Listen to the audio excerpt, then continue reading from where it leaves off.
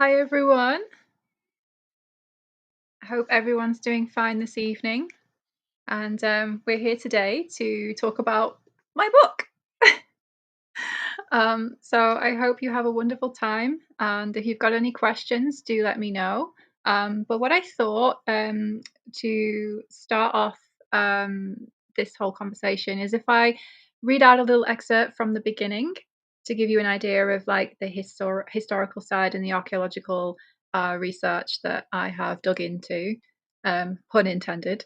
And then you can ask me some questions, and then I thought what would be lovely would be to end with taking you through a lovely visual journey if you fancy.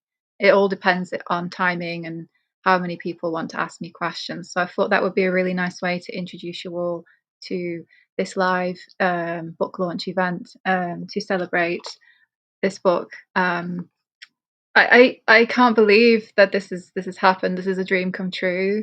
My inner child is just so happy and is beaming. So I will. What shall I read? I've got some tabbies, so I thought, I know this is one of my favorite quotes, so I'll read this out first. So poems are charms to be said rather than read. They need to be repeated like mantras before they can release their full potency, by Germaine Greer. And I thought that was so beautiful, and it makes a lot of sense to me, given that as a witch, I also am a yoga practitioner and I work a lot with mantras. And I love that she was, marrying the two poems that are charms, but they're also mantras. So I thought that was really pretty and just really lovely. Um, so it was really important to me when I wrote this book to be as factual as I possibly could. Um, and I really, really wanted to dig really deep into like history and archaeology of the power of wordcraft and of mystical poetry. Oh, hi, Nympha. Oh my gosh, hi. Nympha is in the book. So she wrote a ritual as well. She's an amazing witchy lady up in Manchester. So hi to Nympha. So I am going to read out some little bit of history for you, if that's of interest. So this is the chapter called Awakening the Tongue, Our Ancient Union Between Words and Magic. And I included a quote from one of my favorite shows. I've always felt you have to name a thing before it comes to life, like a witch's spell. It's like Vanessa Ives' Penny Dreadful. Okay. Oh, hi, Scott. It's so lovely to see you. Hi. By the way, I'm really nervous. um, this is the first time I've ever done something like this, but I'm also really, really excited. So I really want to say thank you to everybody who is joining this evening to be here and support me and get a little bit of information about my book. So, okay, right, back to reading. Um, so, linguistic expression has enabled humans to summon their own enchantment, incantations, rituals, sigils, protections, and blessings since time immemorial. Before musical instruments, before dancing and painting, there was the word and simple symbols. Paleoanthropologist Genevieve von Petzinger spent years cataloguing Neolithic symbols written on cave walls by ancient humans. These symbols can be found across numerous caves in Europe and are dated to be around 30,000 years old. That's amazing. Oh, hi. Hi, Kath. Hi, Rosemary. Oh, thank you. Rosemary says I'm doing awesome. Thank you very much. Where was I? Um, these symbols that she found ranged from dots, lines, triangles, squares, and zigzags to more complex forms like ladder shapes, hand stencils, uh, pectriforms that look a little bit like a post and then they have like a little roof over them, and then other forms of symbols as well. And these symbols also traveled. They aren't only found in caves, but also etched into deities strung together on an ancient necklace. And Homo naledi buried their dead and carved symbols on cave walls at least 100,000 years before modern humans, which give evidence of funeral rites and markings to remember loved ones, which I think is really beautiful. So these were clearly meaningful to their creators. These geometric signs are one of the first indicators of our human ancestors' intelligence and capacity for symbolic meaning and language. Perhaps these ancient humans wrote protective sigils, spells, or runes. Or is this the beginning of words and language, of shapes representing a person's name in a burial mound? Or perhaps they are simple artistic signatures left by the artist. Regardless, these abstract signs represent our innate desire to communicate with each other through votive, devotional, and mnemonic means. So there's a little introduction to the beginning of the book, and then I go on to talk about specific poetic spells and wordcraft. Yeah, it's just been such a journey, and I've loved it so much. I'm just going to read some of the comments. You got this. Also, would love to know more about your research methods. I find different people writing process fascinating. My research methods. It starts off scattered, like much to my fiance's annoyance. I end up I start out with a sort of lightning bolt light bulb moment, and then I end up looking on all kinds of platforms and books and things to try and see if I can bring it all together. And I have a tendency to buy a lot of books when I get super into a particular topic. And I go into the history section of Waterstones, or even the travel section is really good because when people travel or when people are talking about a specific era, sometimes because it's so common throughout our human history, sometimes they talk about spiritual belief and the practices that people had way back when, and also today in specific maybe tribes or communities that are maybe lesser known. So I dig deep into the spiritual section, the history section, and also the travel section when I'm doing my research. And also the usual Google and YouTube and things like that. And then I wonder if I can bring it all together in a book. For this particular book, it started from writing poetry. It started when I was very poorly and bedridden, and I had nothing else to do. So I started writing poetry, and I had the laptop sat on my tummy when I was sort of lying down. And I started writing all these poems and really thinking about what has my voice got to say. And then I started wondering about other women's voices and how far back does poetry go? And can we find any more women poets who were leaning more towards a mystical lifestyle? And that's how it began for me. So I hope that answers your question. And I hope it was a good answer for you.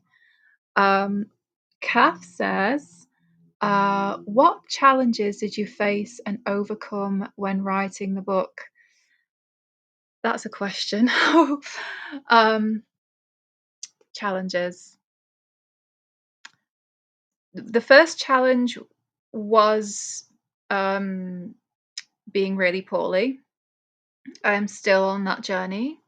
In 2020, I survived an ectopic pregnancy, and that really messed with my body and my mental health at the time.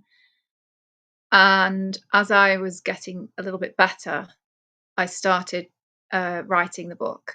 And I still had hospital appointments, and I still had, medication and just healing, a really big healing journey. So whilst the book was my North Star and it gave me something to focus on, something positive, there were moments where I was feeling poorly or low in confidence, and there was a moment where I very nearly didn't hand this manuscript in because I was like, oh, no one's going to be interested in this. But clearly Moon Books were.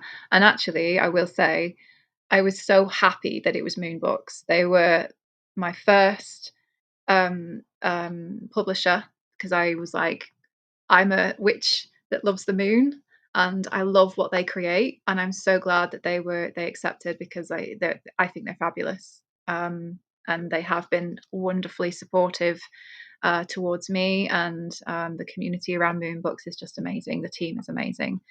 Um, so yeah, back to your question. So that was one challenge, my health. Another challenge was there was, you know, like in a lot of things that are not quite usual, there was a lot of pushback from some people, but also a lot of support from some people. The pushback was really hard, like when you're trying to focus on something that's really, really special to you, and it's your North Star to help you through the bad times. But then you also have the judgment and the criticism from people that don't get it. That can be hard, because that can persuade you to stop and not pursue what you're trying to do. And I'm glad I didn't listen. um, Another challenge. I have imposter syndrome, so I suppose that's a challenge. To push myself to not hear the critical goblins in my head, to keep on going. And one second. Towards writing the end of the book, I was getting a little bit of like brain fatigue, and I was thinking, oh my gosh, like I don't know what else to write, and I can't think, and trying to think of all these beautiful rituals and spells that I was working on, and my brain was turning into mush. That was a bit of a challenge. But then I had some beautiful friends that helped me through that and gave me some inspiration and ideas for the second half of the book. Um, I would say those are the three main challenges. That's a great question. Thank you, Kath. Uh, Nympha says, yes, fabulous. Love those moments of inspiration. Yeah, I'm curious about any other writers' forms of inspiration as well. Um, One of my favorite chapters that I wrote in the book is actually a chapter solely dedicated to women's voices, particularly, as I said previously, women who live a sort of like magical or spiritual life, and they happen to be writers and poets. Because we've all heard of Sappho and Hedwana, or if you haven't, it is suggested that Sappho was potentially a priestess of Aphrodite, although we can't know for certain. And Hedwana was a priestess in a temple in Samaria, and she was also a princess and a poet, the first known poet, I believe, in history. And when I was researching for this book and thinking about how far back poetry goes, I was thinking about women's voices. And this was really important to me because of my grandmother. My grandmother sadly had a very tragic life as a woman. Her voice was stolen, and she wasn't allowed to do lots of things that I'm able to do today. And the same for my Auntie Carol as well, who also had a tragic life. And I just thought, I have to do this for them. So it's a very special ancestral journey. The book is dedicated to these two women in my ancestral line.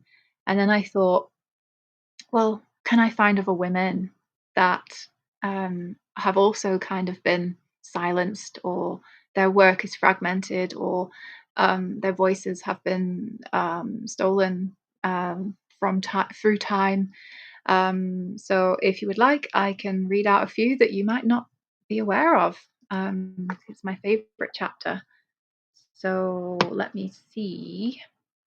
And as I'm reading, please do feel free to send me more questions if you'd like me to answer them.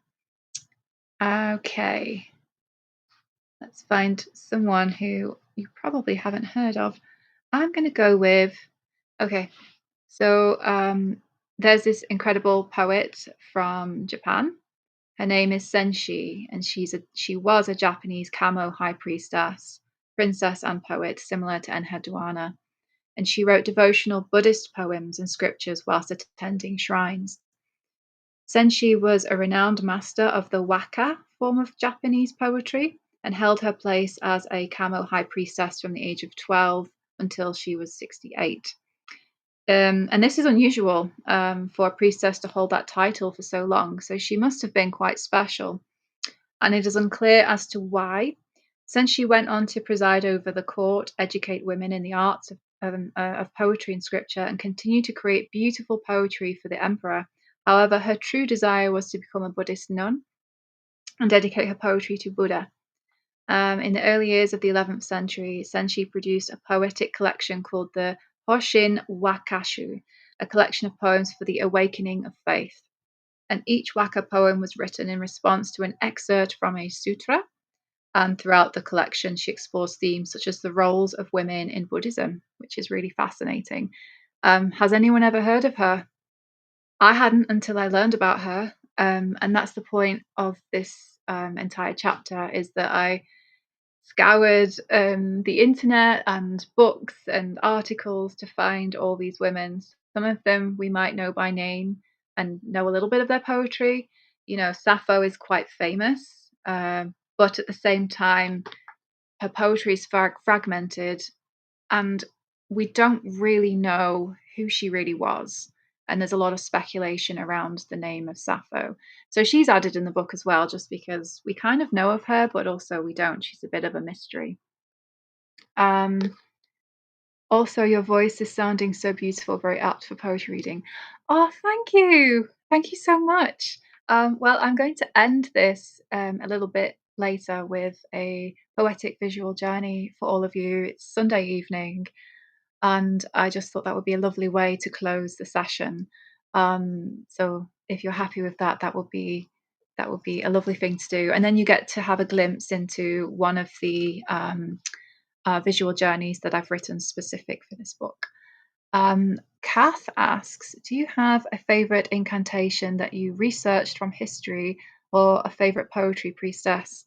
I will answer the priestess one first because that was the chapter that I was on. There's so many. There was one. I can't remember her name. I can't remember my own book. She lived like quite an elite life, and she was really wealthy, and then she was like, I don't like this life, and she ran away and opened up a pub. And I thought that was brilliant. Why not? But I don't remember which one that was. Favorite. I tell you who I really like. It is this the right lady? Oh, it might be. I get them a little bit mixed up. So I like this lady. Her name is Mudupalani, and she was a 17th century Telugu speaking poet and Devadasi. So she would have been a devotional temple dancer, and she wrote the erotic epic all about the goddess Radha. And I thought that was really fascinating because if you look into the uh, Krishna practice within Hinduism, it's very, very centered on Krishna, although Radha is his consort. And this woman, this poet and Devadasi, was like, actually, what if the roles were reversed? Let's write about Radha and Krishna worshipping her, or appeasing her. And I thought that's fantastic. So it's kind of erotic devotional poetry, which I really find fascinating, that combination of eroticism with the spiritual. Um, she was renowned at court as a talented musician and poet, and she was an adept at navarasa, which is a concept in Indian arts denoting the aesthetic flavor of any visual, literary, or musical work in a temple setting. Staring at the moon for inspiration, which I thought is gorgeous. So she's conjuring moon magic, basically. This 17th century woman of the temple space and poet. Um, and a plant with purple berries has been named after her. So that's a nice little factoid to add into there. But most people don't know who she is. But back then she was renowned. She was so renowned at court. So there's so many more women in here that I have found that you might find interesting. And since then, I've gone on to find more women, but I couldn't put them in the book, sadly. But at least I've given you an introduction to their names, and maybe as part of your own poetic, magical conjuring, you might want to invoke them so that they won't ever be forgotten or obscured ever again. Favorite incantation? I have many. I think my absolute favorite one is from Cyprus, and I just want to get the page so I remember the dates properly because I'm terrible at remembering dates. We're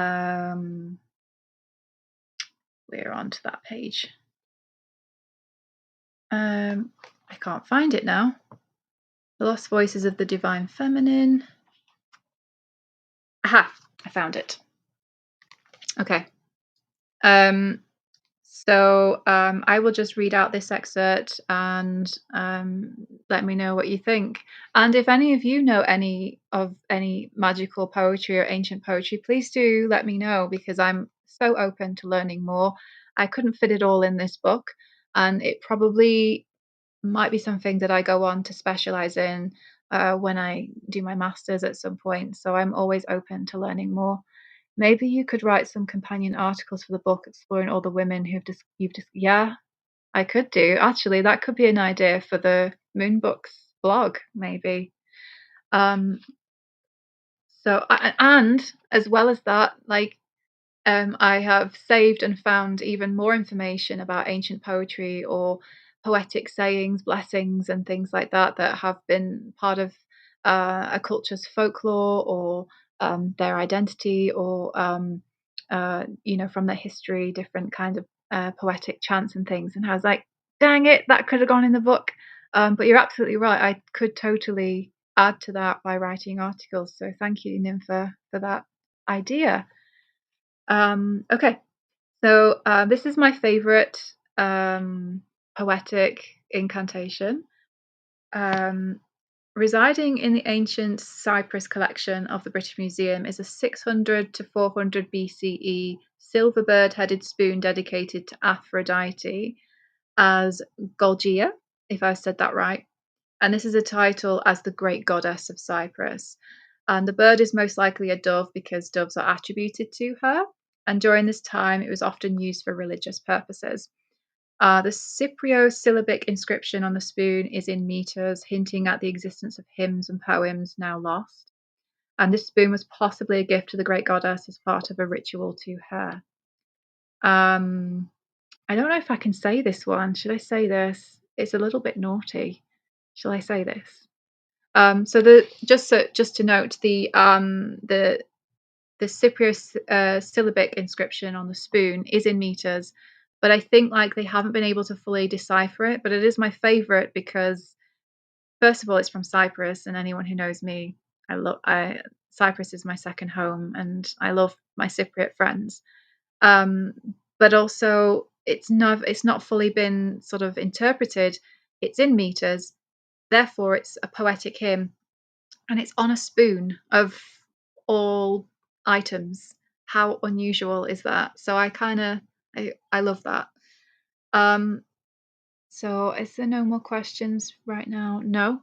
But I don't know if I can say this one. It's a little bit naughty. Maybe not. I'll be good. Let me find another one that I really, really liked.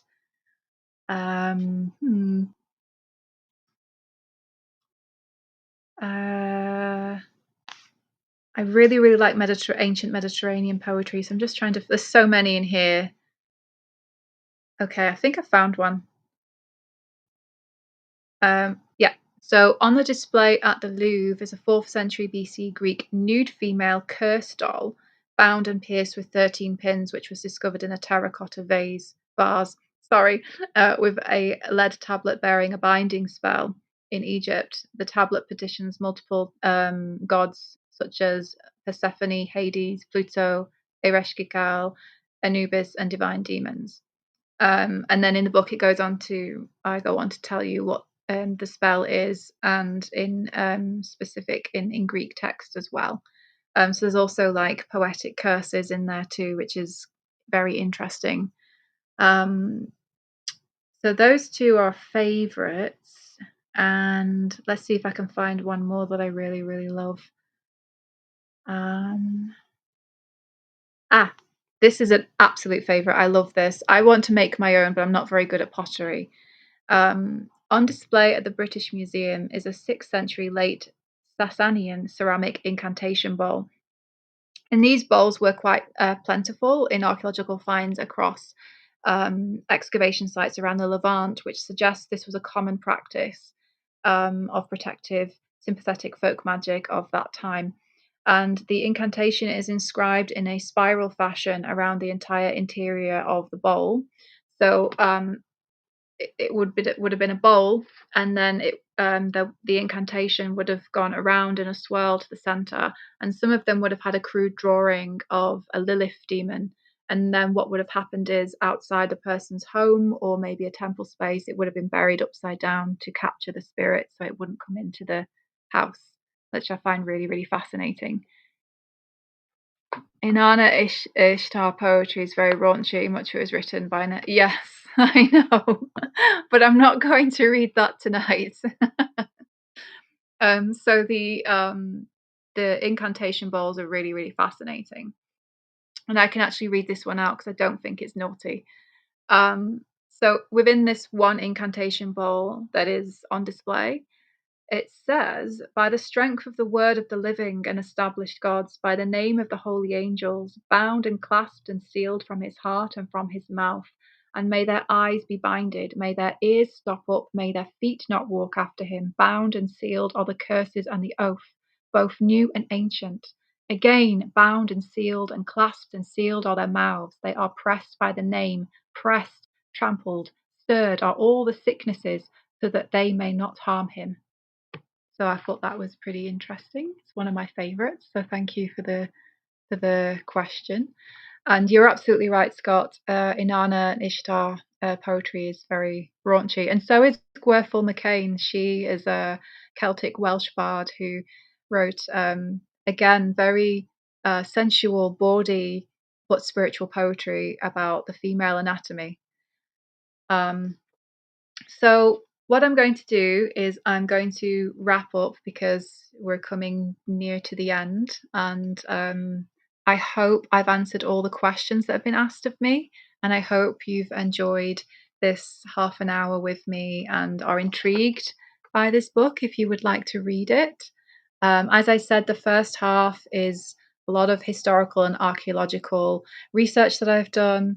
There is a chapter all about the lost women voices of antiquity and the medieval period that looked into poetry for mystical and magical intention.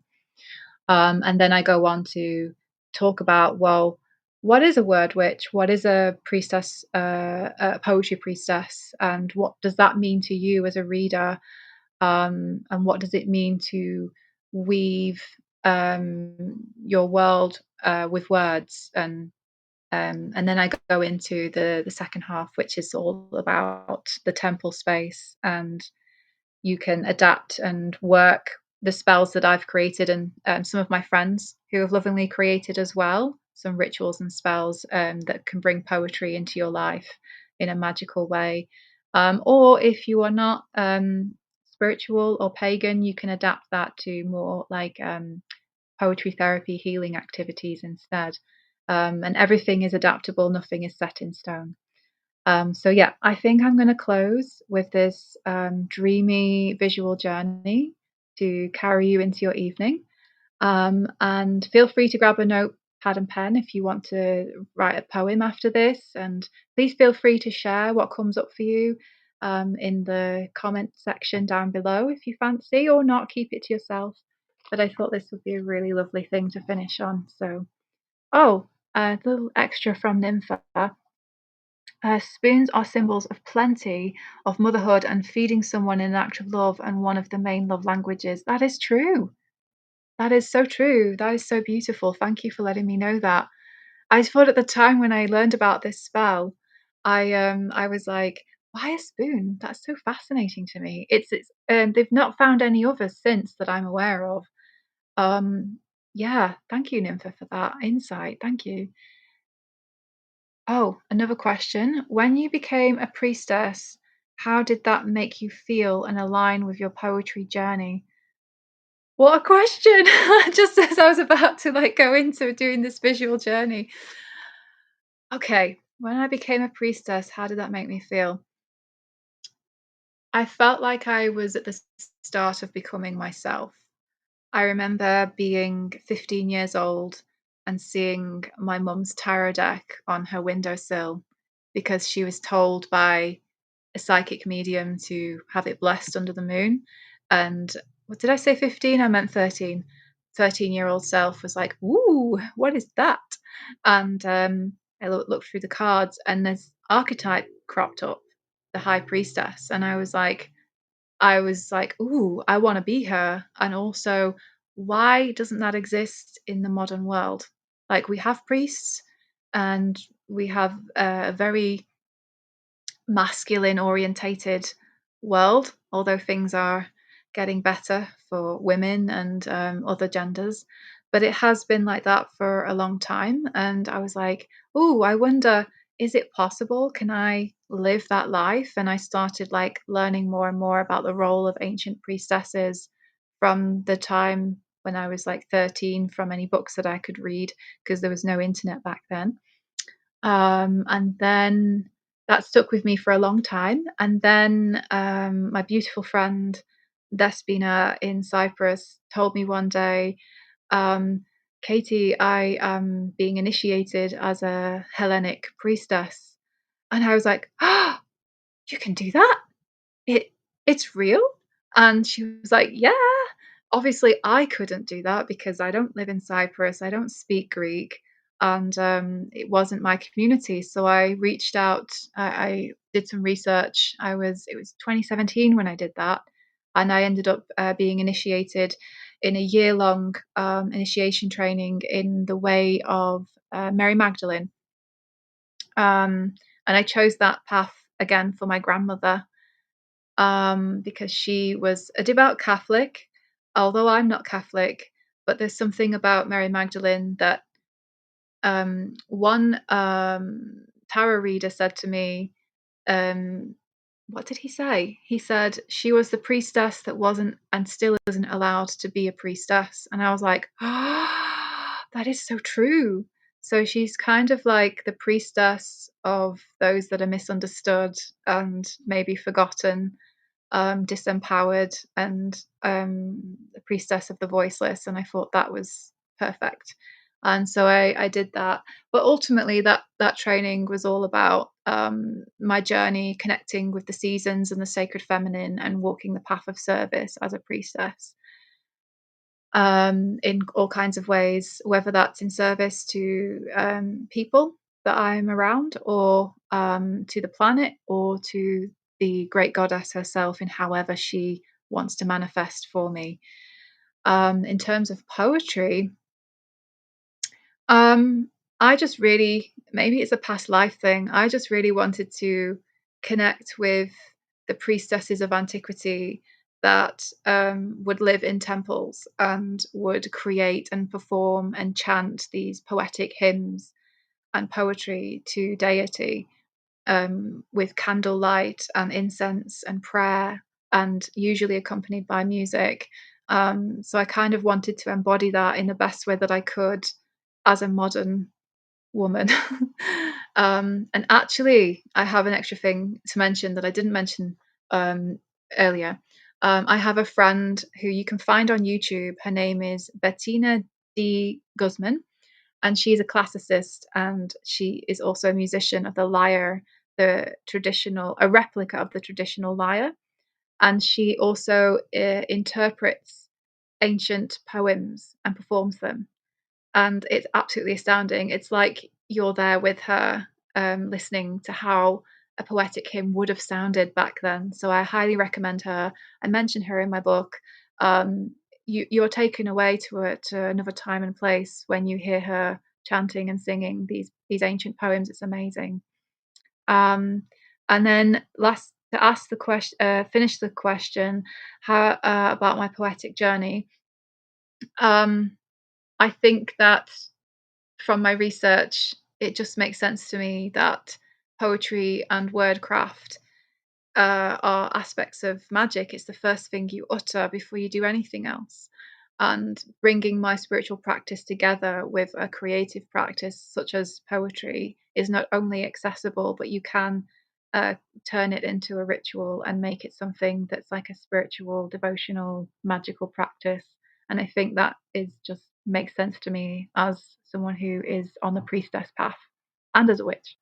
So I hope that answers the question. Um, oh, thank you for this wonderful introduction to your book. Thank you. Thank you. And thank you all for being here. I really, really appreciate it. So I'm going to wrap up now if there's no more questions. And so if you would all like to get comfortable, I'm going to read out a little bit of history for you, and then we can dive into a really lovely, soothing sort of visual journey. And I hope that it invokes a sense of imagination and dreaming to produce a poem or a piece of artwork, or if not, whatever comes up for you.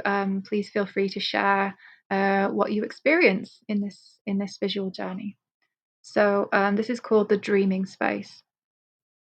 So the history behind it. The Gipar was the living quarters for Enheduanna and her priestesses at the Ningal temple of in ancient Sumeria.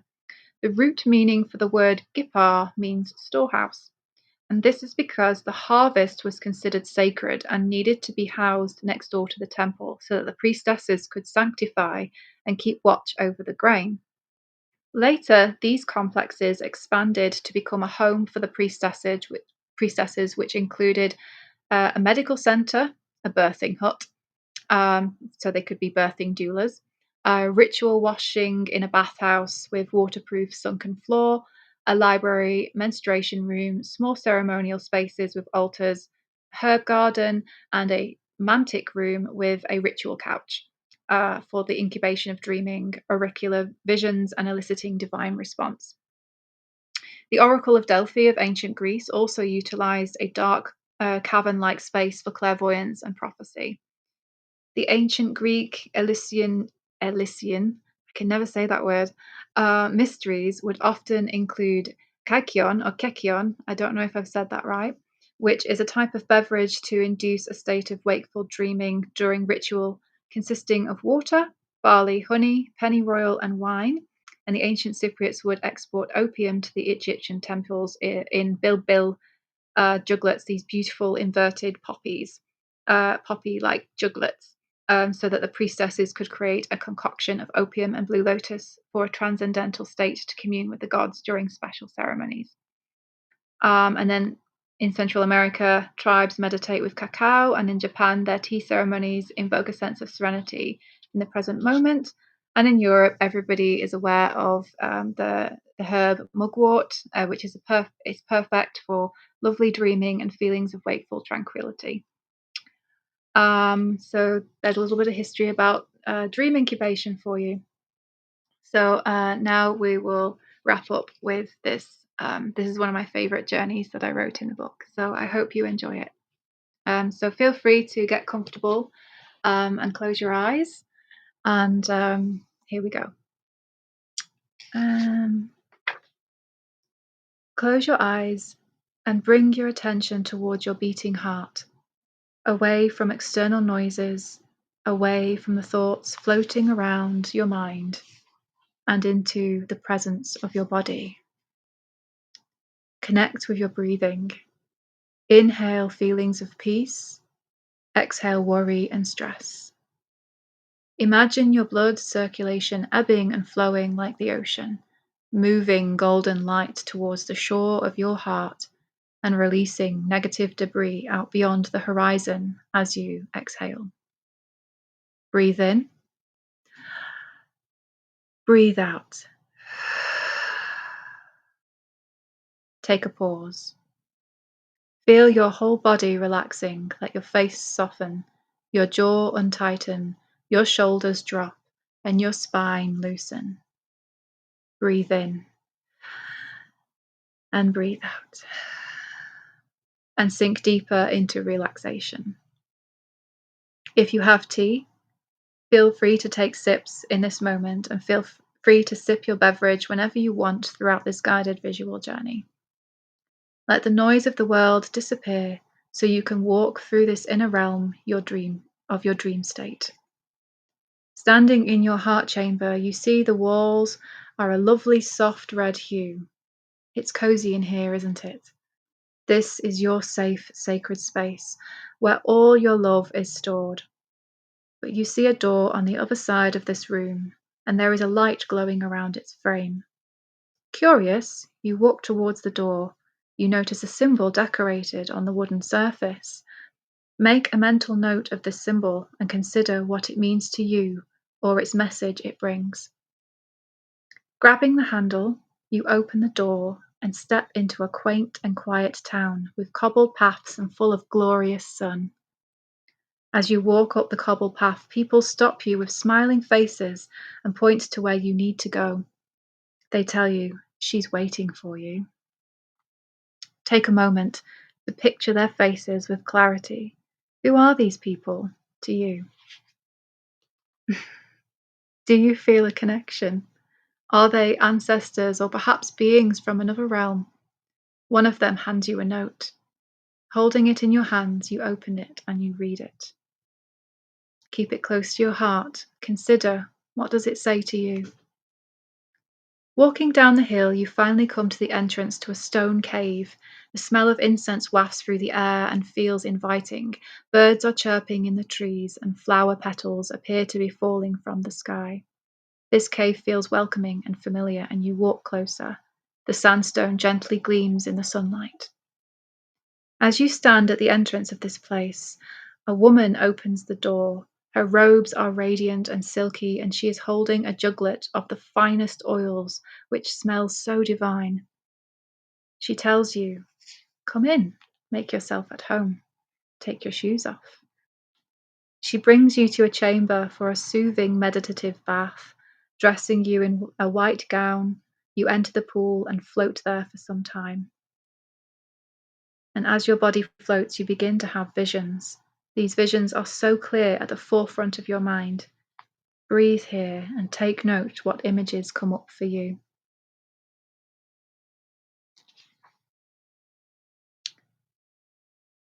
After bathing and cleansing yourself in the waters, you dry yourself, and the lady then asks you to sit on a cushion in front of an altar carved into the rock. She provides you with some fruit and chocolate and begins to anoint your hair and skin with this lush, fragrant oil. Dressing you in fine silk robes, she tells you, "My lady is ready to see you now," and ushers you to another door leading into a subterranean walkway lit by tea lights. Finally, at the bottom of the stairs, you walk into a snug chamber, aglow with lanterns on the walls and figurines dotted along a stone shelf. A lady reclining on a bed of cushions is waiting with a warm smile, and a patera of water sits in front of her. Take a moment to visualize what this lady looks like to you in your mind's eye. Her hair, her eyes, what she is wearing, her physique and personality. She says, "Come look, come peer into the water. What do you see?" And you kneel in front of her to glance into the rippling mirror. Take a moment here to bring what you see in the water into your mind's eye. What are you seeing? Is this a relevant message to you? Can you decipher the symbols? Is a poem starting to churn? Is what you are seeing a memory, a flower, words forming for a poem or a ritual or a piece of writing, a weather system, an animal, another body of water, a place or a person? What comes to you at this moment? The dreaming priestess places a cloth over the patera and gazes into your eyes. She tells you to join her in the dreaming world, that the use of water is a wonderful scrying technique, but that we can attain messages from other realms from wakeful dreaming. Imagine yourself now lying down on cushions in this mantic cave. You are safe here. So get comfortable and close your eyes. Imagine the priestess chanting an ancient lullaby, a lullaby hymn or poem, whatever comes to you, to help you deepen your dreaming journey. Here, you fall into a state of wakeful dreaming and you can travel through any and all portals. You have absolute freedom to explore where you go and who you meet. Keep on breathing deeply and calmly and stay connected to your heartbeat to keep you grounded.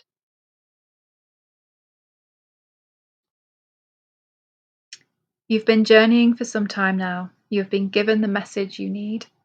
It is time to go back. Slowly you begin to drift out of the portal and into the cave with the priestess. She is sat cheerily upright, pouring you a new cup of tea, and she watches you waking up. You stretch and open your eyes, and you feel serene. You chat with her for a while before hugging her goodbye, and you head back up the stairs, lit by candles.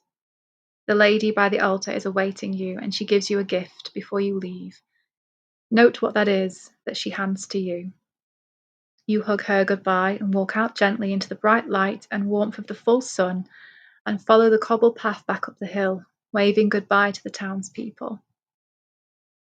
You come back to the door with the symbol and walk through it, back into your heart chamber.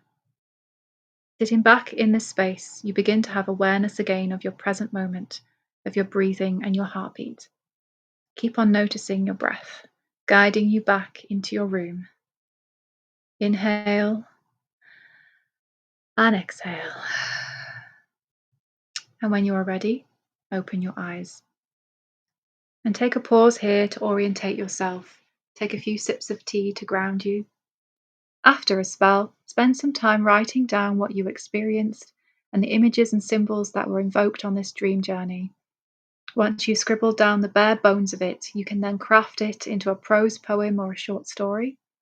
Let your poem or prose become the vessel for the energy summoned from your meeting with the dreaming priestess. And that's the end of that. And that was inspired by learning about the dreaming priestess of ancient Malta. And there is a place, it's called the Hypogeneum, I think it's called. And it's where it is believed that there was dream incubation happening there, as well as being next door to a place of the underworld and tombs. So it's interesting to note that you could like go into a dreaming space to connect with ancestors or spirits or divine inspiration from straddling the in between realms, as they say. So I wanted to add that, and that was what inspired that piece. And I hope that has inspired you all to maybe go away and maybe you have something to say, maybe a message or a poem that you would like to share with me. That would be wonderful. But I think that's it for now. I don't think there's any more questions. If you've got any more questions, send them here. If not, if you would like to wrap up, we can all say goodbye. And I hope I've helped you feel really dreamy and calm. And Keith Craig says, you have worked so hard to reach your dreams. So very proud of you. Yes, thank you. I never thought this would happen. And I'm really, really proud of this book. I have worked so hard on this and it's come from my heart. As I said, it's dedicated to my grandmother. And it's such a special, special book to me. And I really, really hope those that want to buy it, I really hope you enjoy it. So if there's no more questions, we can wrap up and say good night. And thank you so much for joining me. Oh, you have such a soothing voice. I really needed to hear this today. Oh, thank you. Do you know what though? I felt like I had to rush it a little bit. Like if I was in a workshop space, which I do plan to do in person, it would be drawn out a bit longer with incense and oils and candlelight. Oh, hi Katie, I'm afraid I missed your launch. That's okay. You can watch it later. um, so yeah, I would like to do that visual journey in person, maybe a sort of combination of a book signing and a workshop. leading something, and I can lead everybody through a yoga nidra, and then afterwards a poetry activity related to that. So you have more time. But yeah, I wanted to give you a little something to show you some things that are in the book as well. So yeah. So thank you so much for everybody for joining me. I really, really appreciate it. And thank you for saying I have a lovely voice. I'm a really shy person, so I always feel like I'm going to stumble with my words. But thank you so much. So, okay, I think that's the end of that. Thank you so much for everybody joining me. I'm going to say goodbye. I'm going to love you and leave you. So, sending lots of blessings and joy and love to everybody. And I hope you have a really good evening. And if you really fancy, my book is available to pre-order, and I think it's going to be published on the 28th, which is in 2 days' time. Oh my gosh! So yeah, it's on Amazon, and it will be available across all kinds of sites where books are sold, and coming to local bookshops near you. And that's okay. Okay, I'm going to say goodbye. Have a good evening. Bye. Bye, everyone.